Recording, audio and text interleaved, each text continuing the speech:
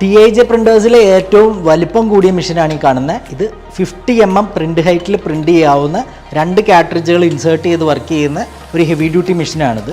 ഇതിനകത്ത് നമ്മൾ യൂസ് ചെയ്യുന്ന 1 ഇഞ്ചിൻ്റെ കാട്രിഡ്ജാണ്. അപ്പോൾ നമുക്ക് കാട്രിഡ്ജിനെ പ്ലേസ് ചെയ്യാം.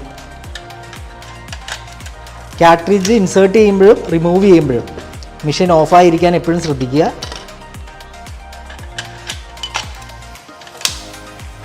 അതിനുശേഷം നമുക്ക് ഓണാക്കാം.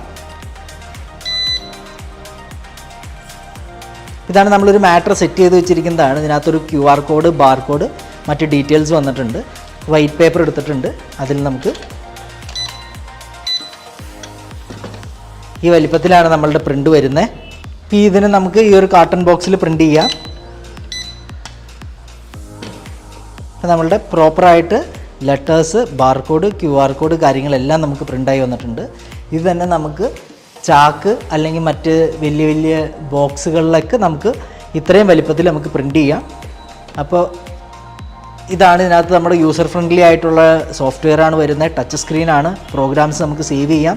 50 mm ഹൈറ്റിൽ ഏകദേശം നമുക്ക് 20 ലൈനോളം, 3 mm ലെറ്റേഴ്സാണ്, ഏകദേശം 20 ലൈനോളം നമുക്കിതിനകത്ത് സെറ്റ് ചെയ്യാവുന്ന സൈസിൽ നമുക്ക് പ്രിൻ്റ് എടുക്കാൻ സാധിക്കുന്നതാണ്.